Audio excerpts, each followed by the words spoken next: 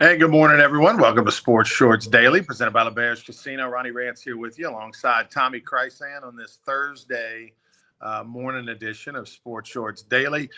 Today, we'll discuss everything NCAA March Madness. Of course, the men officially. I mean, they started, I guess, the play-in games earlier in the week, but the official, real deal, skip work, go in the afternoon, go to the sports bar, go to your friend's house for a party, go to LeBears Casino at the sports book. That part starts today. And of course, the we'll tell you about the Will Wade news. It's reported he's headed to NC State. What does that mean for LSU? What does that mean for McNeese? What does that mean for the ACC and college basketball? Also, congratulations to the Southern University women. They won their play-in game, so they technically won an NCAA tournament game last night. They beat UC San Diego. They were up 20 at halftime and won by 11 or 12. They'll now take on number one seed UCLA. Their season will come to an end on Friday, but that's exciting for them to get a chance to take on the big dogs after earning a hard-fought victory in Los Angeles. The women, and then, by the way, that game Friday night will be 9 o'clock. Saturday at 9:15, LSU's women will be at home with Kim Mulkey and a gang. Also, some NFL news Tommy will tell you about as far as owners wanting to change a couple of key rules that would affect the game pretty severely. We'll talk about that. Yesterday was Sandy Bertman, Skip Bertman's wife's funeral. Of course, Sandy Bertman, the first lady of college baseball, if you will, and a lot of dignitaries, a lot of other coaches were there. I'll give you a little feedback on that, as I was one of the ushers for that event. And probably something else I'm forgetting, TK. But we'll talk a little LSU baseball, of course. Tigers in action, 7 o'clock tomorrow night. SEC Network. That game will be Ben McDonald will actually be there on the call just for Friday. And then he'll be leaving after the game on Friday. And then Saturday and Sunday, it'll be on ESPN Plus, through the app like you normally watch the games. But Friday night will be the sort of nationally televised SEC Network full linear broadcast there. So first off, Tommy, want to get to the news the Will Wade news, and I bring up the Will Wade news first because yesterday I'm at the funeral for Sandy Bertman, and there's Scott Woodward there, and we chatted a little bit, and there's a lot of LSU athletic department officials, Tiger Athletic Foundation officials, and I forget who came up to me and was like, "Hey, Will Wade to LSU. I'm hearing there's a lot of board members and people that want to make this happen." And and I'm like, I said, listen, as far as I know, based on the conversations I've had with the players involved and the people that make the decisions involved over the last few years, that ain't ever happening. Okay, so forget that pipe dream that they were going to kumbaya and Will Wade was going to come back to LSU. And then that was yesterday, midday. And by nighttime, it came out that it looks like they did strike a deal. We know that Will Wade and NC State met last week. From people close to Will Wade, there was some concern on his part that they were not going to necessarily have the type of NIL money to compete in the conference with the NC States. I mean, with the North Carolinas and the Dukes and Clemson and everybody else. Somehow he got comfortable, whether they decided to pony up more or whatever happened. He felt comfortable. They felt comfortable. And it looks like a deal's going to get done. It got reported everywhere that they have agreed to be the coach. And, of course, he can't take the job until McNeese is done playing in their NCAA tournament. That said, what's your reaction to Will Wade being back in a Power Four conference and the timing of it? Does that affect his McNeese State team positively, negatively? What's your thought? Well, he said he's been totally open with his players about this whole thing and telling them exactly what's going on. Because here's the thing, right? The day McNeese hired Will Wade, they knew this was a short-term thing, 2-year, 3-year, either way. Because if he'd have went 3-25 every year at McNeese, they'd have moved on from him. I'm not surprised he's back in it. You made the point last week on Sports Shorts Daily. We're in a forgiving country, and okay, the strong ass offer quote at the wiretap.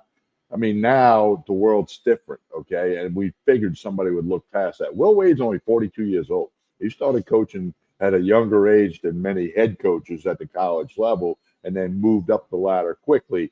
with his positions, including the LSU position. So, what he did when he got caught at LSU, a lot of coaches were doing the exact same thing, but his was caught. It's just like you and I both went 90 miles an hour down the interstate. We don't get a ticket every time, but we hadn't got a ticket. So that's just kind of how it goes. And I don't think it's looked upon as bad as it was the day everybody heard it, especially with NIL, transfer portal in the landscape of college sports. Again, he's 42 years old. This guy could, conceivably be coaching 20 more years in college basketball if he has success. And he has won everywhere he's been. He made a difference. Look what he's done for McNeese. They're a 7.5-point dog at 2:15 today against Clemson. And guess what? He gets to play Clemson next year when he's at NC State. So, I think it's good for Will Wade. It's actually good for McNeese. The attention that he's got that program, the publicity, the branding of the term McNeese with 2 straight tournament appearances has just been good. And they're going to be able to find an attractive coach to take his place. I'm not surprised he moved on. Obviously, if he thinks NC State's a good thing, then fans around here are going to follow it because he was at LSU and the circumstances by which he left.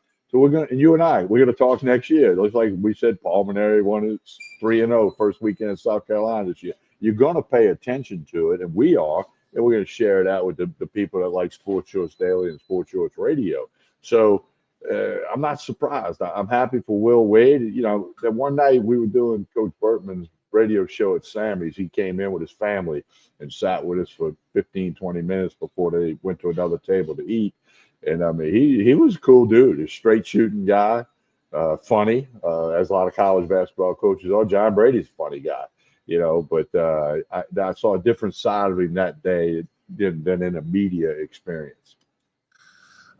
Speaking of John Brady, by the way, people wonder, well, what's he up to? Obviously, he does the radio. He's the color analyst for the LSU Sports Radio Network. He also is a assistant coach, not a full-time assistant coach, sort of a part-time assistant coach, but definitely more than part-time. Somewhere in between full-time and part-time is where John Brady is for Baton Rouge Community College. And Brock Cantrow, the athletic director, is a good friend of his, and he hired Brady. This was his second season to help with the program, and it was just sort of, he's just doing it as a labor of love type thing.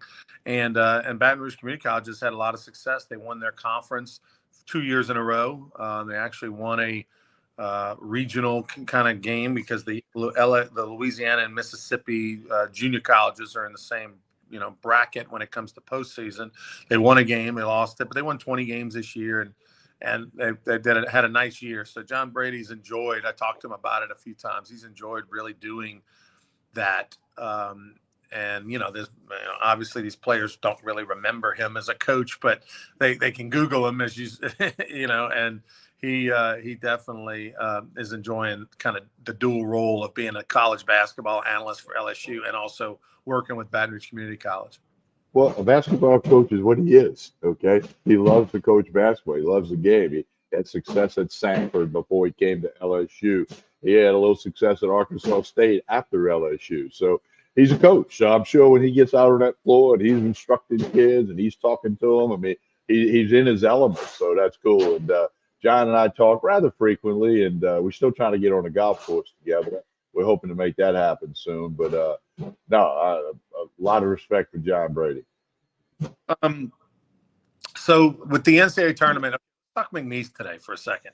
The Cowboys are in action. It's their second year in a row, albeit not, a very different team. In the transfer portal world and all that, the rosters don't carry over from year to year. There's a couple key players from last year's team on this year's team, but for the most part, their core players are different.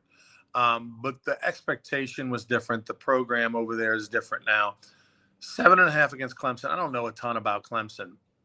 I'm just curious if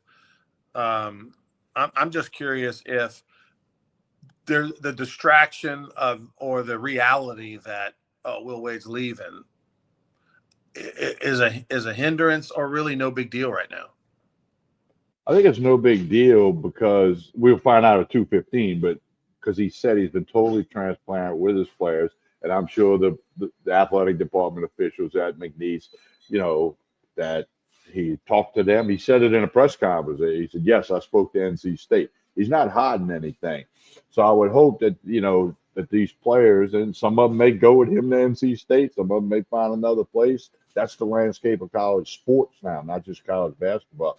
But yeah, a 7.5 point dog. I mean, that's a couple of possessions, 3 possession thing. So we'll see what happens. It could go either way. The players could just say, "Hey, let's win one for Will and shock the world," and or they could come out with have some juice early and then go flat. We'll have to wait and see. That's why you line up and play. I think it means less now than it used to because everybody goes to a different school every year. Everybody's got 1-year contracts, 1-year deals. Um, the players come and go, coaches come and go.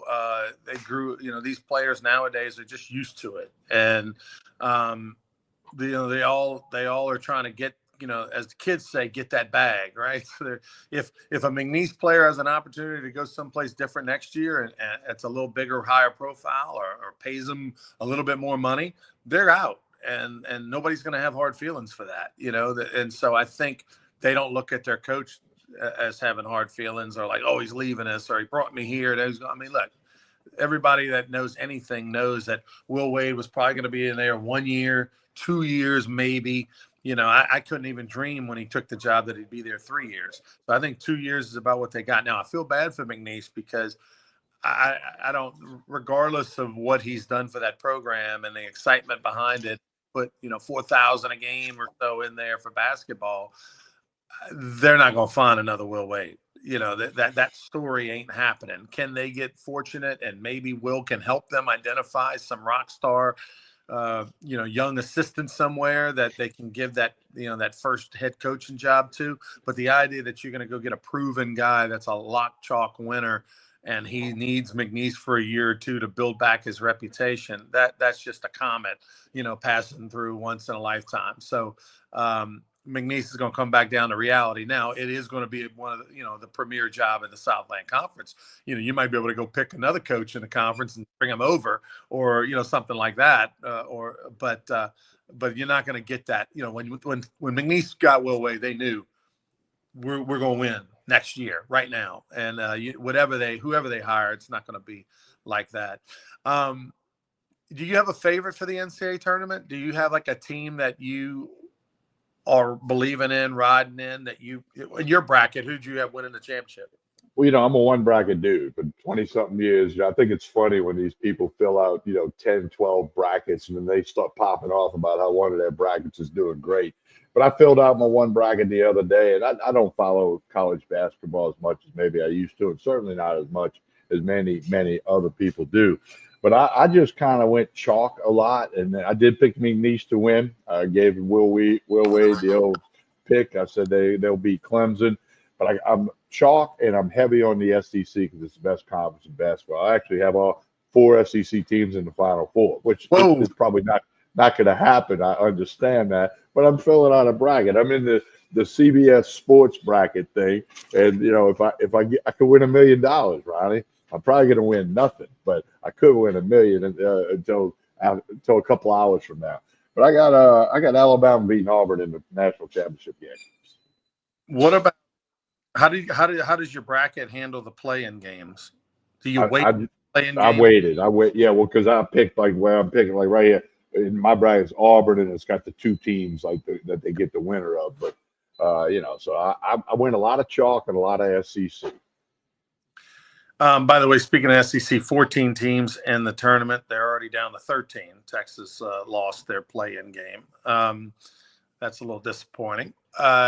Look, there's a lot of people that are out to see the SEC fail. Nobody wants to see a conference have 14 teams out of 16 in the league, especially when you start looking at some of those teams like Texas that had, 6-12 conference records. I mean, that's just sort of unheard of. So there's going to be a lot of scrutiny, a lot of eyeballs on the SEC, and hopefully, hopefully they don't let everybody down. I think that's something to watch. 14 games, 14 first-round games, if you will, for the SEC. I think they need to be above 500. They need to be 8-6 in those 14 games. To kind of or really 15 games, because I mean you had Texas as a play-in game, so you're already really like 0-2, 0-1, however you want to look at it, with Texas losing a play-in game. But I really think the SEC needs to win more than 50% of its first round games to avoid the mockery that they might bring on themselves. I agree with you completely. And they always post that thing, the chart, by record, just like in the bowl games in college football. They put, every conference how they did in bowl games. They're gonna have that. It's gonna come out late tonight and tomorrow, like what every conference did through their first round games today. And you're right, all eyes are on the SEC. Everybody wants to go after the king of the mountain, the king of the hill. And so, I agree. They got to win at least. They can't be 7-7 because then it'll be, three of them teams shouldn't have been in there. But again, that's why you line up and play. We got to see what happens. I'm pulling for Duke and Cooper Flag. I know that I probably should be pulling for an SEC team. I know that it's unlikely that a freshman is going to be, the best player in the country, lead them to the national championship. You look at Rick Pitino at St. John's. Rick Pitino has talked about how, he believes you can't really win with freshmen, no matter how good they are, 5 stars or not. You got to win with transfers and veteran players and older players, guys that are experienced. And he's probably not wrong. I'm probably thinking a little more with my heart than my head, but at the same time, Duke is one of the best teams in the country, so it's not going to shock anybody if they win the national championship. But I am just all in on the Flag family, the name, the story, everything they're about, and I would love to see the ping pong balls fall just so that Cooper Flag ends up, with the Pelicans.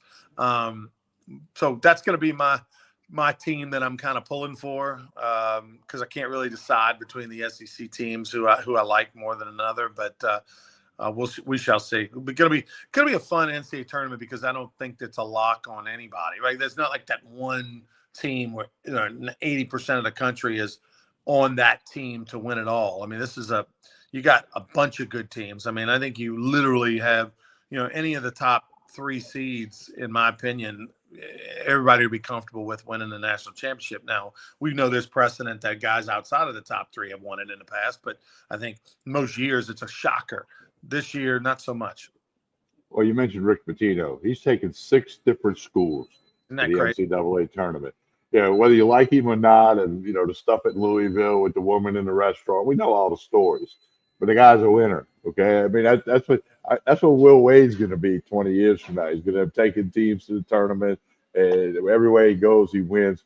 Pitino's and his son's a head coach at Arizona, I want to say. So Rick Pitino can coach and win basketball games. Whether you like him or not, it's a fact. So I'm like you. There's no one team that everybody's thinking, okay, it'll be an upset if they don't win it. And everybody's got their favorites. Everybody's got their bracket. And again, it's going to be fun. March Madness is a big, big thing, and it's a huge moneymaker for all the conferences and all the schools. All right, so we transition to LSU baseball. Before we go there, quick touch on Sandy Bertman's funeral yesterday in Baton Rouge. Coach Bertman, 87 years old, was in attendance. He's just coming off of a flu and, not feeling well, so he wasn't in his best. But Paul Maneri flew in from South Carolina. He was at the funeral. Mike Bianco came in from Oxford, Mississippi, to honor Skip and Sandy. Obviously, Jay Johnson, his entire staff, about half the team was there as well. You had tons of former players, from Warren Morris to Chad Auger to Chris Demouy to you name it. John O'Donohue, Blair Barbier, Doug Thompson, etc. were there. And of course, lots of LSU officials and Scott Woodward, the AD, and various dignitaries from LSU and supporters of the program.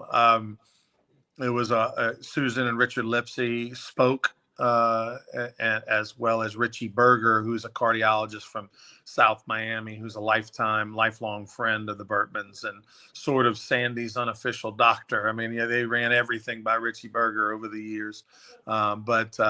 Anyway, it was a touching ceremony and well attended. Wish Coach Bertman would have been a little bit of health yesterday, but at the same time, it was It was a heartfelt ceremony. A lot of things said. Miss Sandy, and I describe her as the first lady of college baseball, not just the first lady of LSU baseball, because she and Coach Berman was so famous and so well liked and so well known. It seems like any coach worth their salt made a pilgrimage to their home at some point to get some wisdom from Coach Bertman, and inevitably got some wisdom from Sandy Bertman as well. So that was very neat. And they will honor Miss Sandy the rest of the year with a wreath on her seat, at Alex Box Stadium. Now, LSU baseball, the Tigers. This is going to be the series of the year to date. Two teams that have the longest winning streak in the country right now. LSU's won 16 in a row. Texas has won 18 in a row. I can't imagine what it's going to be like getting tickets for this thing in Austin.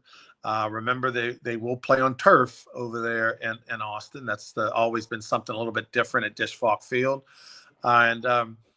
You're talking about the two blue blood programs, Tommy. I mean, there's always a debate, really, over the greatest college baseball program of all time, and it's really between these two, Texas and LSU. We know that USC won its national championships in the 60s and 70s, but they're not relevant anymore. Since 1980, which is really what we're talking about, the modern era of college baseball, really in the last 50 years. It's LSU and Texas. That's the two teams. I agree. You might throw the Miami Hurricanes in the picture a little bit there, but no, it's LSU and Texas, and it's a huge thing. Now Texas is in the SEC, and these three games are going to be important. There's a lot of games. There's 24 more games after these three, but this is it. And Tennessee got beat the other night by East Tennessee State, so they no longer got the longest win streak. It's these two teams, and one of that changes tomorrow night. 7 o'clock tomorrow night on the main platform of the SEC network. And I think LSU's goal's got to be get 2 out of 3. We know the old saying, if you win 2 out of 3 of all 10 series, you're going to be 20-10, you'll win the SEC. Well, they won all 3 against Missouri. They should have, and they did. So that gives you that little wiggle space for maybe need down the road. But, hey, it's going to be a packed house. Tickets will be a high price, and LSU has got confidence and the team batting average that you and Lynn were talking about the other night. And, I mean, it's going to be college baseball at its best. And these are two teams who could very well be in Omaha in June. What's interesting is you mentioned Tennessee having a losing streak. Something unprecedented happened, right? The Division I, you mentioned just Division I baseball poll came out and this week, and LSU was number 2 and Tennessee was number 1, and LSU had 4-0 last week and dropped from 1 to 2. That's the first time in the history of the poll that the number 1 team fell out of being the number 1 team after going undefeated the week before. But because Tennessee had such an impressive series win over Florida, one of the top teams in the country, and they dominated them and played so well that it was much more impressive than LSU beating the worst team in the SEC, Missouri. And so by virtue of that, they flip-flopped. Now, not a huge deal. I understand it. I get it. I think Tennessee probably, should have been number 1 to begin with. I don't even think LSU should have been number 1. I would have had Tennessee 1, LSU 2, all in my bracket prior. I mean, my rankings prior. But they did what they did, and it gave some juice, if you will, to the LSU fans. It gave some juice, if you will, maybe to the LSU team.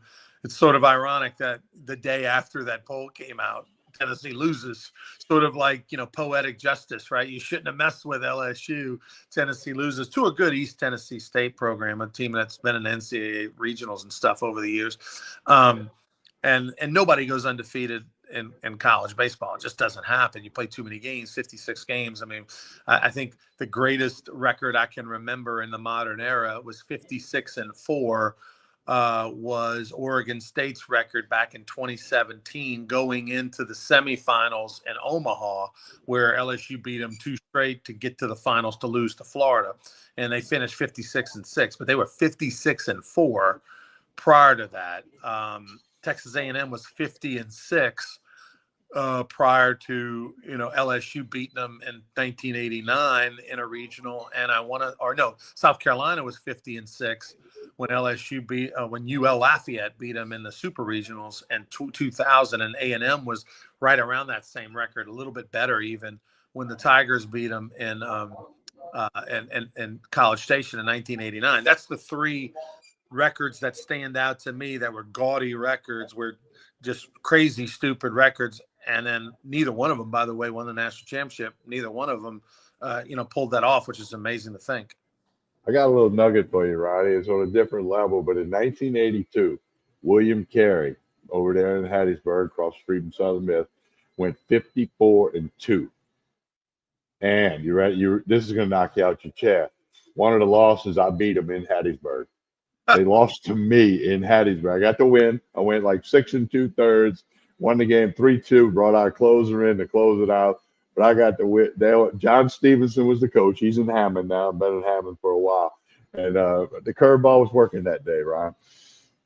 Those guys from William Carey are still hovering around talking. That guy on Sports Shorts Radio, can you believe we lost to that guy?